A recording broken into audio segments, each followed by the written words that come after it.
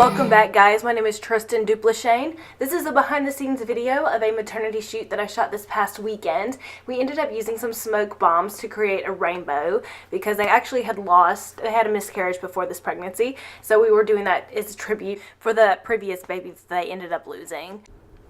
Here's some behind the scenes footage of me photographing with this couple. I actually have shot their engagements before, so I actually had already photographed with them, so I kind of knew what to expect. They knew what to expect. So I was just kind of telling them how to pose and just kind of placement for these shots. I'm going to throw in some of the final edits in this video for you guys to see if you want to skip on down to those images.